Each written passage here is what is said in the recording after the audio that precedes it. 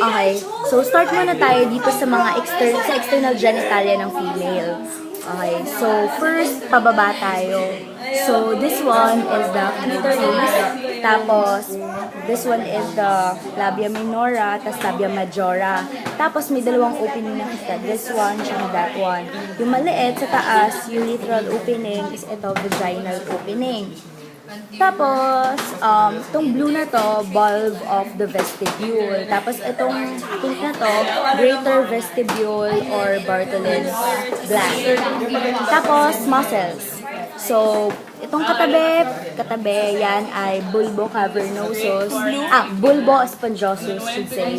This one is the ischio cavernosus. Tapos, itong paganto, yan, that's the superficial transverse muscle. Itong muscle na to, I don't know if it's separate kasi sa book, ang nakalagay lang ay perineal membrane. So, covered siya by perineal membrane.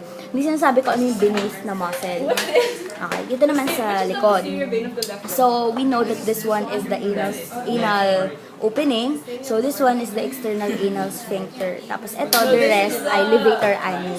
So, yung levator ani, marami pang parts yan. Sobra. Then, okay, so, pubic symphysis. So, kita lang muna sa labas. Then, this one is the urinary bladder. This one is the uterus and ovaries. Tapos sa likod, this one is the rectal opening. Okay?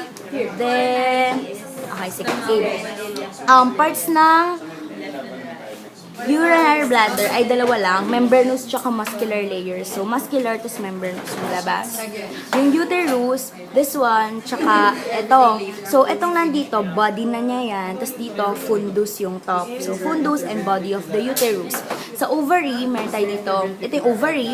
Tapos, ito yung fimbriae. Tapos, ito yung ampulla. Tas isthmus of the fallopian tube. Tas interstitial. Tapos, okay, inside. Well, inside, we know that this one is the urethral opening. Ay, joke lang, baliktad. Sorry. This one is the urethral opening. Mali na orientation. Urethral opening, tapos vaginal opening, tapos dito yung sa anus. Dito sa anal, makikita natin yung difference nung muscular dun sa membranous. Yun yung white, yung membranous. Tapos pubic symphysis to. Tapos vaginal opening, pagka pinok natin yan, hanggang dito lang yung mapapasok niya kasi yung circumference nung cervix masyado nung maliit. So, dito, posterior fornix na yung tawag ni ma'am. Pag na-reach mo na yung dulong-dulo. Sabi niya, yung sinasabi niya magkakaroon ng catch. So, pag nilagay dyan sa sides. So, those are the external os. Tapos, cervix na nga dito. Tapos, dito, endometrial cavity. Since this one is the endometrium. Yeah, basically that's it.